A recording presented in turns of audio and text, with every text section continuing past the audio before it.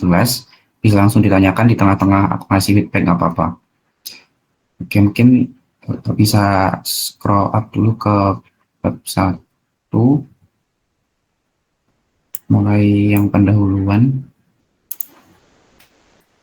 Oke, kalau di sini itu menurut aku latar belakangnya itu udah apa ya, lengkap dan tapi kalau misalkan saranku ini sih, maksudnya untuk mengawali latar belakangnya itu jangan langsung ke COVID-nya gitu. Jadi mungkin kalian bisa jelaskan dulu kayak statistik itu apa, terus kayak statistik deskriptif itu apa secara singkat gitu kan. Terus setelahnya kalian bisa tambahkan misalkan salah satu fungsi statistik itu untuk mengetahui apa menarik kesimpulan dari suatu data dan sebagainya gitu. Lalu kaitkan sama COVID-nya, misalkan statistik ini salah satu penerapannya juga bisa dipakai ketika masa pandemi COVID ini, bla bla begitu.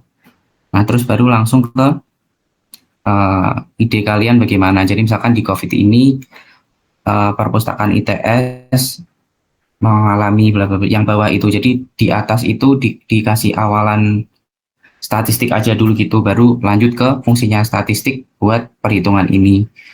Terus kalau menurutku untuk penjelasan tentang perpustakaan ITS-nya itu nggak perlu panjang-panjang sampai satu paragraf, itu nggak perlu, atau sampai 2 paragraf, karena kan lebih fokus ke statistiknya aja nanti.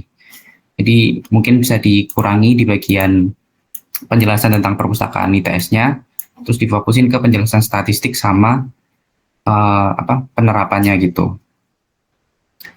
Itu di situ. Untuk lanjut ke bab 1.2 ada perumusan masalah. Buat perumusan masalah ini sebenarnya kan emang subjektif kelompok masing-masing, jadi oke aja. Cuman kalau boleh aku saran itu apa namanya, kalimatnya aja gitu diperbaiki. Misalkan nomor 3, bagaimana pengaruh pengunjung perpustakaan, mungkin diganti dengan apakah ada pengaruh apakah ada perbedaan pengunjung perpustakaan ITS terhadap peminjaman buku ketika, sebelum, saat, dan sudah pandemi gitu. Jadi mungkin lebih ke apa namanya, diperbaiki struktur kalimatnya aja buat itu. Itu aja sampai ke 1.3 udah, itu menjawab perumusan masalah. Lalu di batasan dan asumsi, mungkin di bagian asumsinya aja ditambahin kalau misalkan datanya diasumsikan semua terdistribusi secara normal gitu. Itu aja.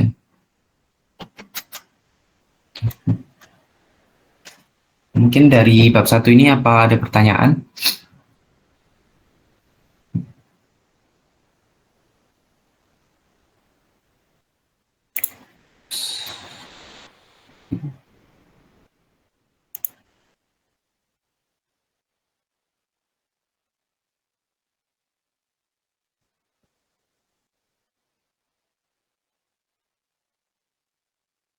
Oke, berarti untuk bab 1 udah jelas ya.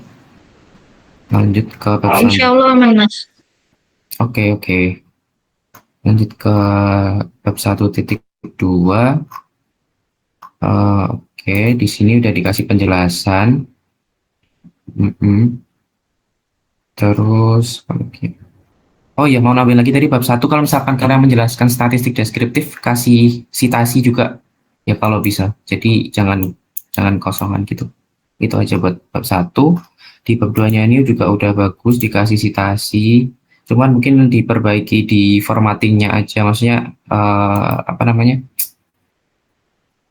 pengaturan. Nah, kayak di 21.1.3 itu kan di bawahnya ada yang nggak lurus sama atasnya gitu aja sih, maksudnya biar lebih rapi aja, dirapikan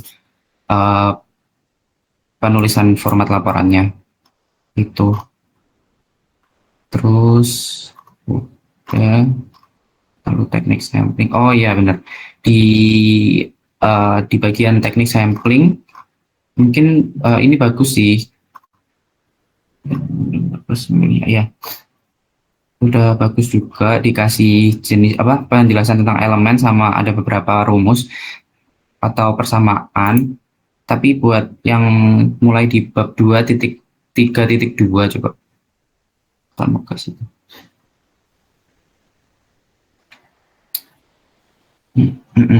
Nah itu uh, apa namanya, kalau misalkan ada persamaan gitu dikasih nomor persamaan gitu, tahu maksudnya nggak, yang titik-titik terus berapa gitu di samping kanan, jadi misalkan persamaan satu, persamaan dua gitu, biar lebih rapi aja. Oke, terus mungkin itu yang rumus n faktorial dibagi n kecil faktorial itu dikasih apa ya, itu emang kayak gitu, atau misalkan itu merumuskan melambangkan apa gitu, misalkan a sama dengan n faktorial gitu. Oh, yang kayak itu N itu melambangkan apa, N kecil Enggak, melambangkan apa maksudnya itu, Mas? itu tuh rumus apa gitu. Jadi misalkan, kan kalau misalkan fx sama dengan a x plus b gitu kan. Nah ini tuh kalau lihat sekilas kan cuman kayak ax plus b-nya gitu. Fx-nya itu apa gitu. Oh, ini anu. Sampel sama dengan atau apa gitu. Atau iya jumlah sampel atau apa gitu. Soalnya ini kayak rumus kombinasi ya, mirip rumus kombinasi apa ini? Rumus kombinasi. Jadi Iya. ntar tambahin aja gitu, biar nggak kosongan gitu. Gitu. Oke. Terus lanjut mungkin ke, bentar, bagian, oke, di bawahnya itu yang di 2.4 juga ditambahin buat penomoran equation persamaannya. Nah, terus buat penjelasan tentang perpustakaan sama log perpustakaan itu dijelasin secara singkat aja, atau nggak dijelasin sebenarnya juga nggak apa-apa. Cuma apa, biar mempersingkat laporannya juga nanti dan lebih fokus ke ini apa namanya, pengolahan data statistiknya. Jadi buat penjelasan tentang perpus ITS sama log perpustakaan itu, kalau menurut aku nggak apa-apa, tapi kalau misalkan kalian kalian mau jelasin atau tambahin di situ, nggak usah sepanjang itu gitu, nggak apa-apa. Kalau maksudnya nggak usah ada sejarah apa sejarah perpus dan lain-lain, itu nggak perlu, nggak apa-apa gitu. Dan jelasnya singkat aja, mungkin satu paragraf aja gitu buat perpus ITS sama si penjelasan tentang apa itu log perpustakaan. Jadi singkat. Oke.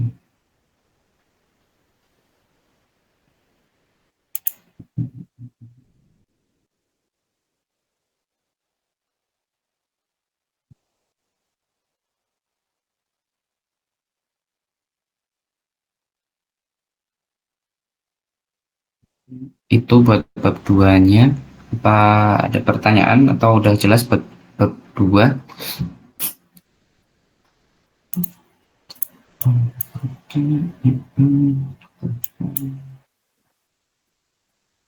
Iya, boleh.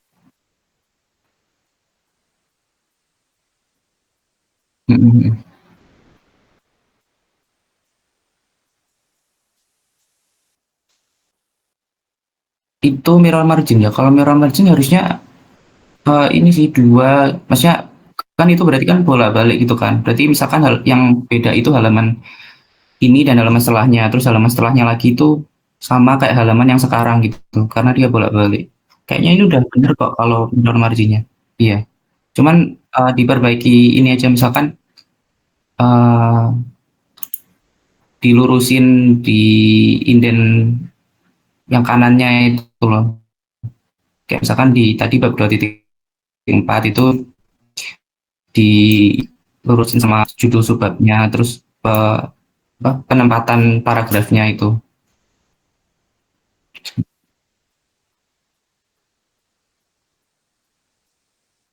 Hmm.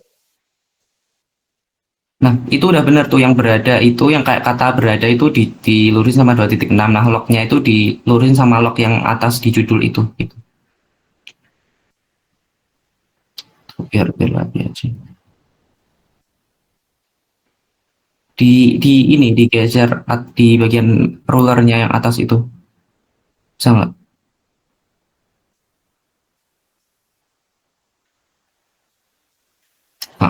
yang di situ. Coba. Yang di bentar, bentar.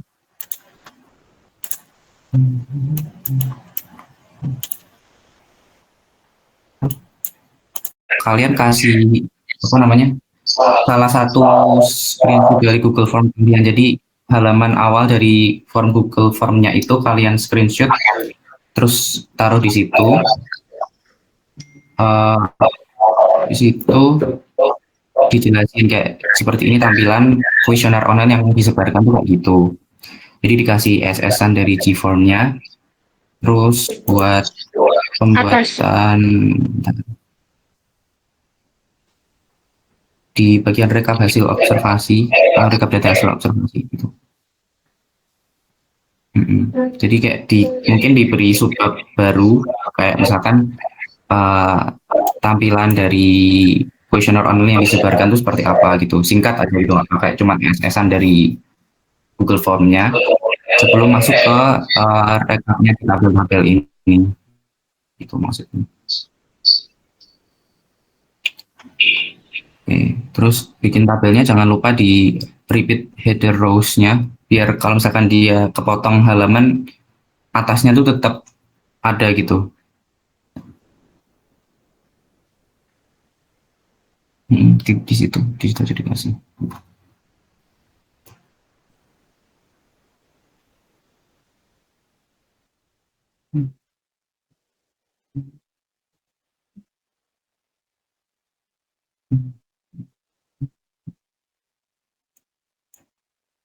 Terus tabelnya ini belum di repeat header semua ya, kayak di repeat ya tabelnya. Jadi biar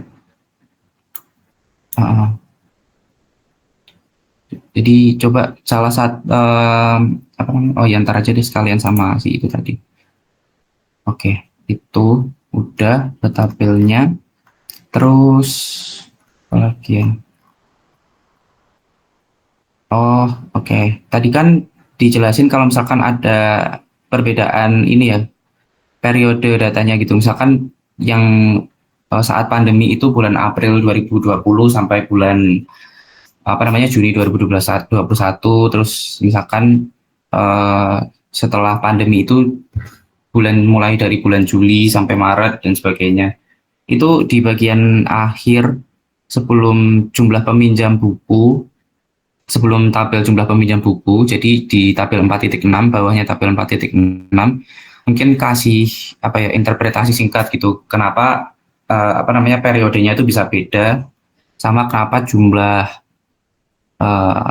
bulannya itu beda gitu. Jadi misalkan kenapa nggak sama-sama dimulai di bulan Juli, atau kenapa yang sebelum pandemi ada 15 bulan, setelah pandemi ada 9 bulan gitu. Mungkin dikasih karena ada keterbatasan dalam apa namanya pengambilan data, atau keterbatasan dalam apa namanya penyebaran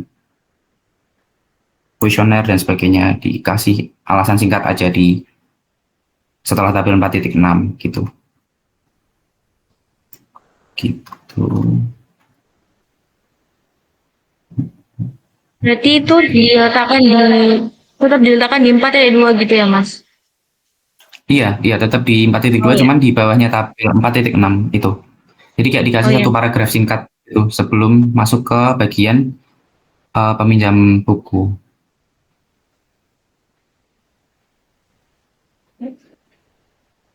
paham, Son. Oh ya, maaf Mas. Udah apa Mas? Terima kasih Mas. Oke. Mungkin lanjut ke subbab selanjutnya, di uji keseragaman data. Nah, ini kan di uji keseragaman data ini kalian pakai software Minitab ya. Nah, mungkin buat langkah pengujiannya itu biar lebih apa namanya, biar lebih singkat atau biar lebih padat, kalian bikin flowchart aja nggak apa-apa. Jadi misalkan buka Minitab, terus klik start, klik apa gitu. Kalau terus dikasih apa ya, SS-an apa tampilan awal Minitabnya kayak gimana gitu, udah gitu aja. Tapi kalau misalkan kalian tetap, itu saranku aja maksudnya, tapi kalau kalian misalkan tetap mau jelasin secara paragrafik ini juga nggak apa-apa. tapi mungkin dikasih SSN Minitab-nya singkat gitu.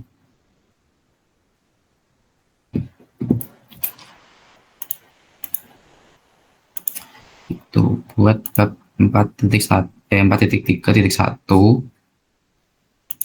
Terus bentar.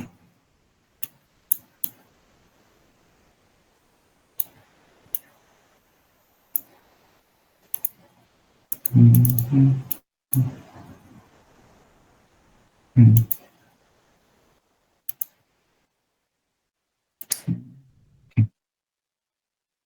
Oke, mungkin lanjut buat hasil ujinya. Nah, di hasil ujinya ini juga udah oke. Nah, mungkin tadi kan dijelasin juga ada outlier itu. Nah, kalian juga setelah hasil uji yang terakhir mungkin dikasih interpretasi gitu. Outlier itu kenapa ada outlier dan kenapa kalian memilih untuk gak menghapusnya. Tapi secara singkat aja gitu. Tadi kan udah dijelasin juga pas presentasi. Nah, mungkin dijelasin secara singkat di laporannya kayak kenapa memilih untuk tidak menghapus si outliernya itu. Tuh. Terus itu dia ya di situ di bagian terakhir sendiri. Terus di gini yang situ coba jadi.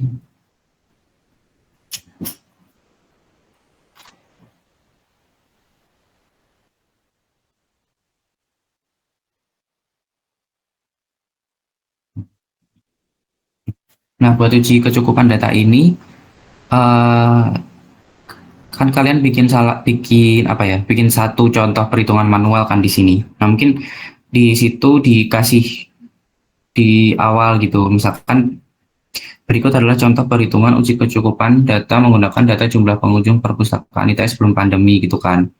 Nah, setelah itu dikasih dulu gitu apa namanya data-datanya misalkan N-nya berapa, terus X-nya berapa, terus K-nya berapa di sebelum perhitungan. Jadi nggak langsung ke N aksen sama dengan 1,96 bla bla bla gitu. Jadi kasih dulu misalkan Z-nya kalian pakai 1,96 terus dikali S-nya itu berapa. Jadi dikasih datanya sebelum kalian langsung masukin datanya ke rumus gitu.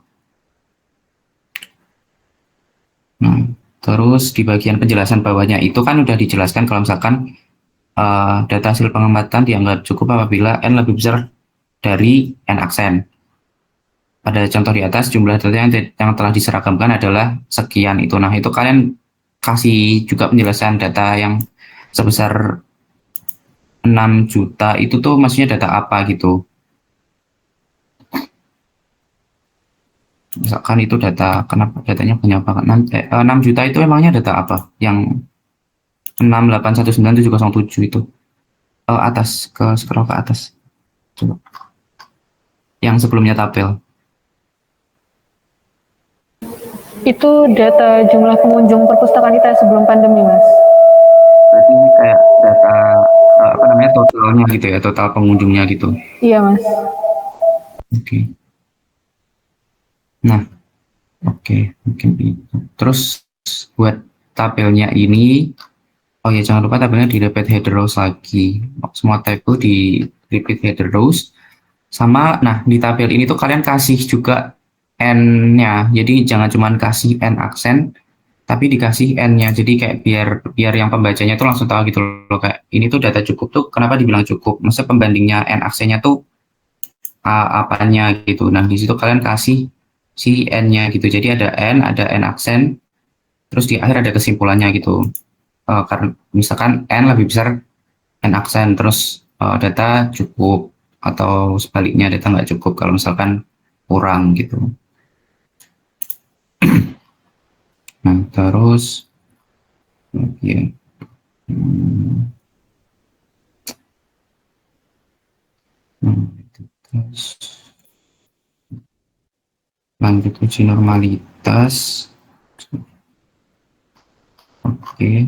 Nah ini mungkin juga dibenerin lagi kayak tadi formatnya. Bentar.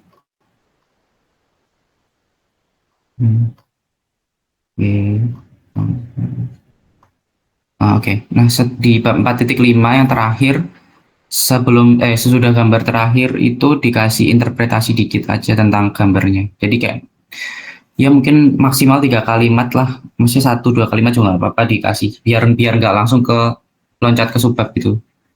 Jadi setelah penamaan grafiknya itu dikasih ini interpretasi singkat dari gambarnya.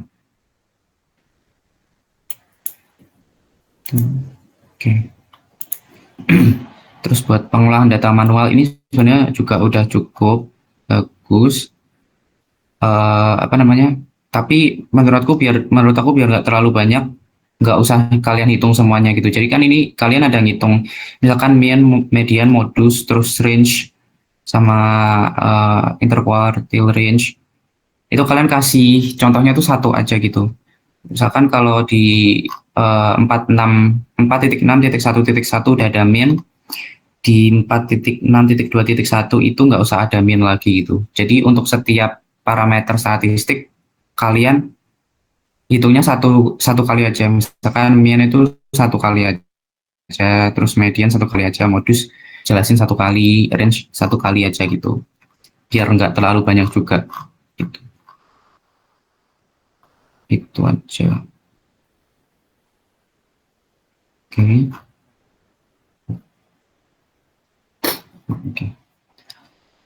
Nah, mungkin buat di pengolahan data manualnya, apa ya? Oke. Coba kasih tambahan hitung estimasi mean deh kalau bisa. Mungkin kasih satu subbab. Itu masa cuman dikit kok. Jadi kayak tambahin satu contoh hitungan lagi kayak estimation of population mean gitu. Terserah kalian mau kalian estimasikan itu rata-rata dari jumlah pengunjungnya atau rata-rata orang menghabiskan jam waktu di perpus atau rata-rata apa gitu, terserah. Kasih satu contoh aja gitu. Ya, perhitungan estimation buat population mean itu aja buat pengolahan data manualnya. Terus di bagian pengolahan data software, nah itu ini kalian pakai Excel semua ya berarti yang buat softwarenya? Iya Mas, langsung Excel. Oke, berarti buat di pengolahan data software ini, kalau saran aku kalian bagi 2 subbab. Jadi subbab yang pertama itu 3 deh, berarti di data processing yang pakai software itu kalian bagi 3. Yang pertama pengolahan data yang kualitatif kalau ada. Jadi kalau misalkan di form kalian ada data apa ya, jenis kelamin atau data yang sifatnya kualitatif gitu yang bukan kuantitatif, kasih aja. Jadi misalkan subbab pertama itu pengolahan data kualitatif, terus kalian bikin tabel apa sih yang bisa diolah dari data kualitatif. Misalkan kalian ngelihat modusnya, atau jadi bikin tabel modus dari data kualitatifnya gitu, terus dikasih interpretasi singkat gitu. Terus di subbab selanjutnya kalian baru ke yang data kuantitatif. Nah, data kuantitatif kan yang ini yang udah ada di sini, ini kayak perhitungan secara Excel ini. Kalian kasih di bab selanjutnya. Terus jangan lupa dikasih interpretasi singkat juga buat data kuantitatifnya. Terus yang terakhir, yang terakhir itu kalian bikin komparasi atau perbandingan antara kalau misalkan kalian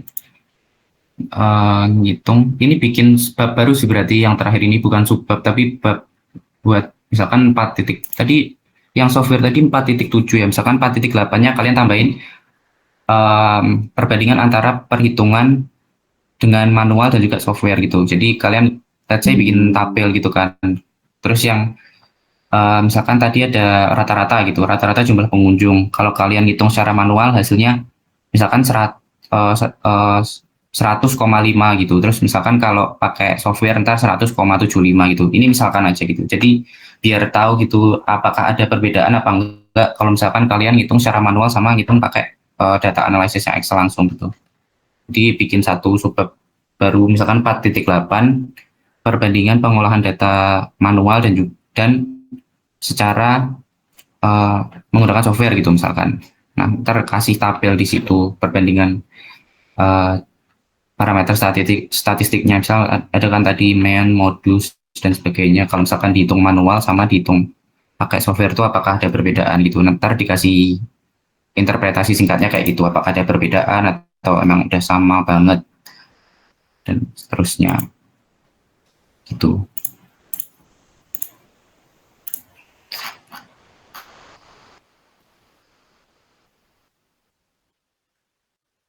Oke. Mungkin itu buat feedbacknya. Dulu ada pertanyaan nggak dari kalian?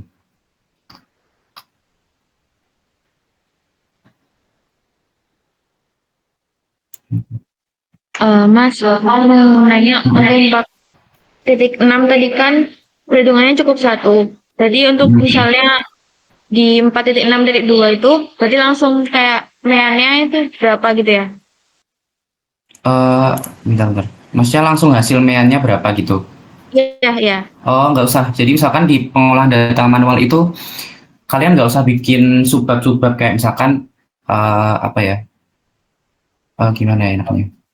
Buat empat Atau itu ini berarti misalkan Nah, kan udah ada contoh perhitungannya, sisanya mm-mm. yang lainnya tuh di tabel gitu untuk Ya data yang itu lain. juga boleh. Tapi eh, gini aja, subbabnya itu jangan berdasarkan jenis datanya. Misalkan jangan berdasarkan jumlah pengunjung atau berdasarkan eh, apa namanya tadi rata-rata waktu dan sebagainya. Tapi berdasarkan si ini parameter statistiknya. Misalkan subbab yang pertama itu tentang mean, yang kedua tentang median, tentang modus gitu. Paham maksudnya enggak? Jadi Iya, ya, semua paham. datanya itu langsung jadiin satu, tapi subbabnya itu tentang rata-rata, tentang median gitu, bukan tentang berdasarkan data peminjaman buku, data pengunjung dan sebagainya gitu. Berarti kurang lebih ada 7 subbab Nanti untuk menyesuaikan apa aja gitu. Jadi misalkan ada ya. mean, median, modus, interval, range, sama tadi yang estimasi, terus variansi Oh itu ya, tadi. ya, ya Mas. Mau nanya lagi untuk yang pengolahan data kualitatif itu apa cuma di 4.8 ya? 4.7 ya Mas, yang software. Jadi yang di manual ini Iya, gimana ya Mas? yang manual nggak usah. Jadi Berarti yang di software eh, aja. jadi yang processing data, ya data processing yang software aja, ntar dikasih subbabnya di situ aja, yang kualitatif sama kuantitatif tadi. Baik Mas, terima kasih. Oke, oke, bentar.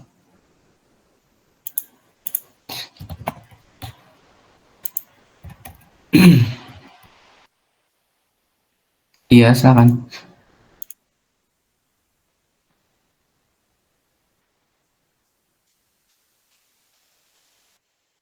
Kalau buat lampiran itu sebenarnya nggak usah juga nggak apa-apa sih.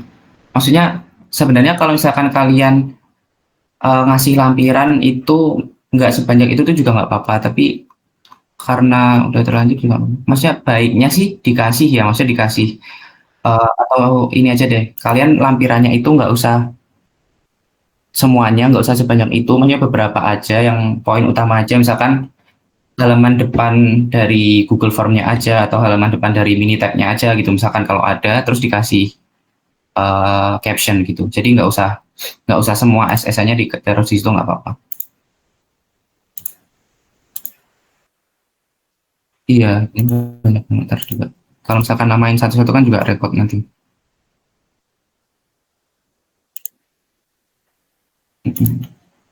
Boleh, boleh, nggak apa-apa kok.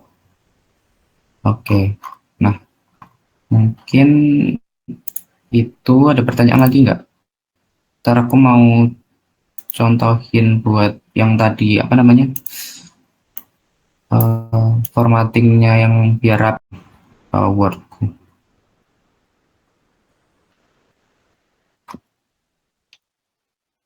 Di saya masih belum kelihatan, Mas.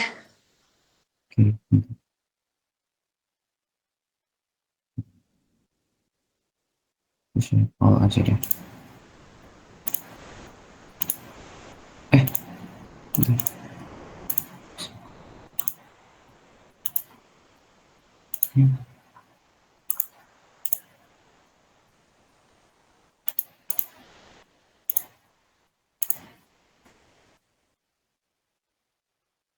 Nah, sekarang udah kelihatan belum di Wordnya?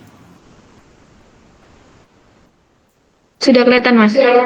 Nah, jadi biar biar gampang aja gitu, kalau misalkan kalian bikin bab baru atau subbab baru itu di bagian headingnya itu kalian bikin kasih numbering juga aja gitu. Kan tadi punya kalian itu misalkan ya kayak gini kan. Jadi kalian langsung ngetik bab 2 tinjauan pustaka gitu. Nah, kalian biar gampang aja, ini bab 1 aku skip karena nggak ada subbab-subbabnya. Biar gampang aja di bab 2, kalian kasih ini misalkan kayak gini. Jadi kan ada angka satunya gini. Terus ini di rata tengah, habis itu disesuaikan aja pinggir-pinggirnya mau seberapa. Nah, buat ketinjauan pustakanya ini itu kalau misalkan kalian klik enter kan dia jadi heading baru. Jadi jangan di enter tapi di klik shift dulu baru klik enter. Jadi biar dia di bawahnya gini. Jadi misalkan bab 1 tinjauan pustaka. Bab 2 ini anggap aja ini bab 2 gitu ya karena bab satunya emang nggak aku kasih heading tadi. Nah, terus angka satunya ini kayak gimana? Biar nggak kelihatan kalian kasih apa namanya warna putih aja gitu di angka satunya. Dikasih warna putih kayak gini.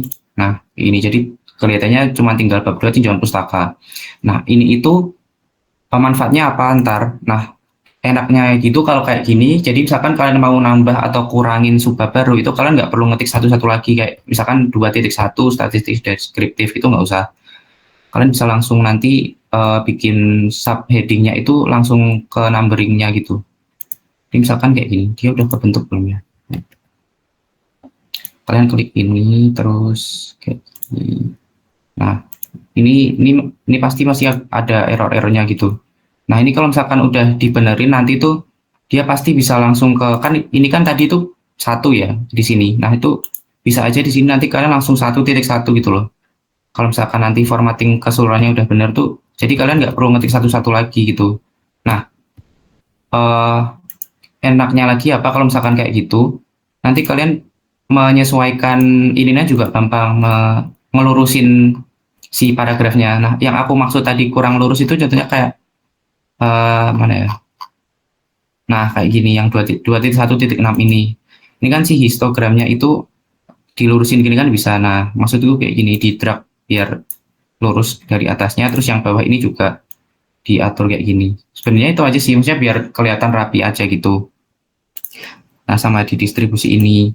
Kalau kalian pakai headingnya udah apa namanya diatur dari awal itu bakal lebih gampang gitu nanti bikinnya. Kalian nggak perlu apa ya ngetik satu-satu lagi misalkan 2.1, 2.2 dan sebagainya gitu. Itu aja sih mungkin kayak nggak terlalu parah juga, cuman nanti kalau misalkan bikin tugas-tugas ke depannya tuh biar lebih gampang aja gitu. Tuh. Nah, ini kan bisa disesuaikan. Let's see.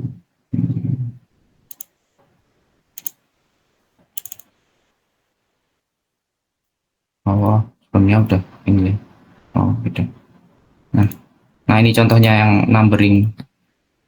Ntar dirapiin aja, ini belum rapi sih. Di pendahuluan kan ini ada numbering. Nah, numberingnya itu kalau misalkan udah ada keset kayak gitu tuh biar lebih gampang gitu. Nanti biar di view munculnya juga enak gitu. Itu aja sih. Mungkin kalau misalkan nggak usah dibenerin sekarang nggak apa-apa, ntar di akhir aja.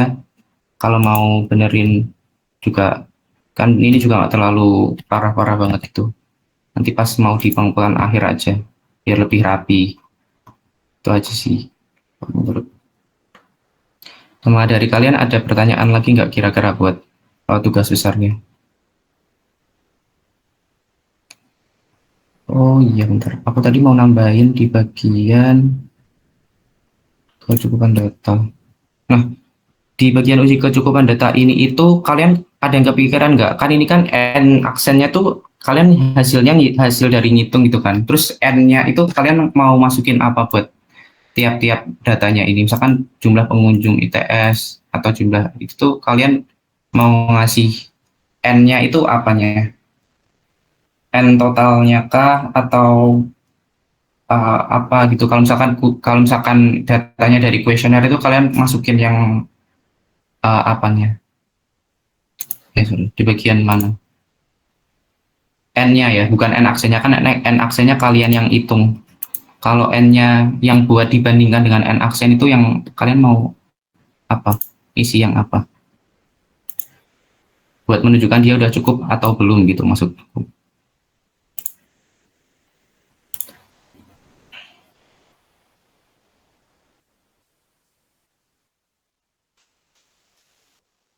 Oke, terus kalau misalkan yang dari kuesioner diisi apa?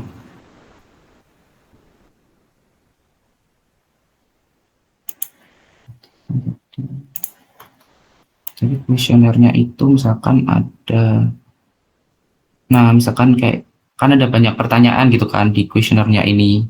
Nah, data-data yang kalian ambil dari kuesioner itu, N-nya itu kalian bandingkan dengan apa? Untuk membandingkan dengan N aksennya gitu. Kalian hitung juga kan, maksudnya hitung apa namanya?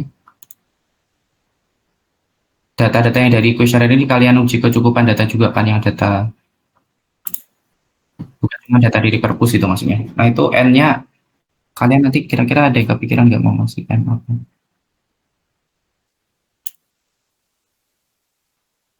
Mm-mm. Ya, kalau misalnya ini, yang dari kuesioner yang dari Google Form,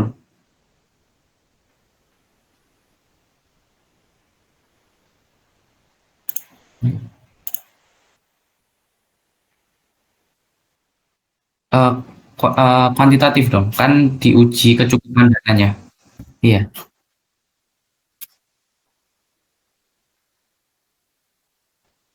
gitu. Nah, jadi buat yang apa namanya eh, data dari survei itu N-nya kalian isi ini jumlah respondennya gitu. Jadi untuk semua data yang dari hasil survei itu kalian isi jumlah respondennya. Jadi misalkan ada data rata-rata waktu seberapa lama di perpus gitu ya. Terus kalian uji kecukupan datanya. Nah, N-nya itu bukan rata-rata waktu dari hasil kuesionernya itu enggak, tapi jumlah respondennya. Jadi nanti kalau misalkan di survei online-nya di Google Form-nya itu ada beberapa pertanyaan yang jawabannya adalah data kuantitatif dan kalian uji kecukupan datanya, itu N-nya samain semua jumlah respondennya gitu. Jadi bukan N-nya itu bukan misalkan total dari setiap data hasil pertanyaan atau rata-ratanya itu enggak, jadi jumlah respondennya aja gitu. Paham nggak maksud aku?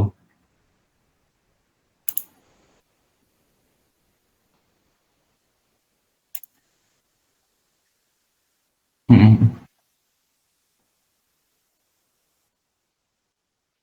Maksudnya angkatannya gitu, angkatan 2018, 2019 gitu, atau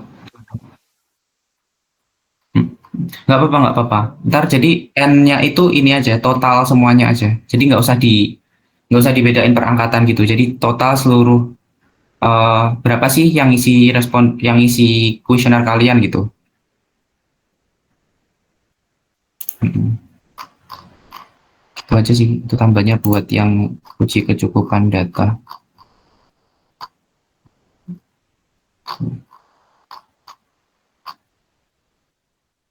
Mungkin ada pertanyaan lagi atau udah jelas?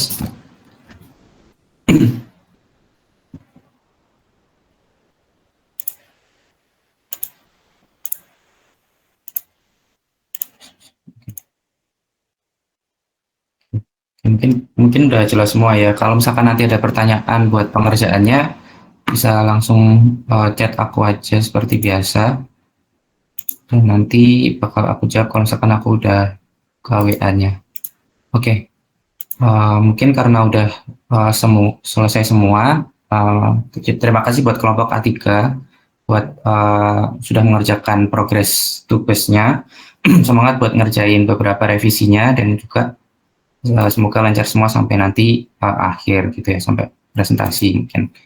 Nah, untuk menutup sesi asistensi pada pagi hari ini, kita tutup dengan doa menurut agama dan kepercayaan masing-masing. Berdoa dapat dimulai.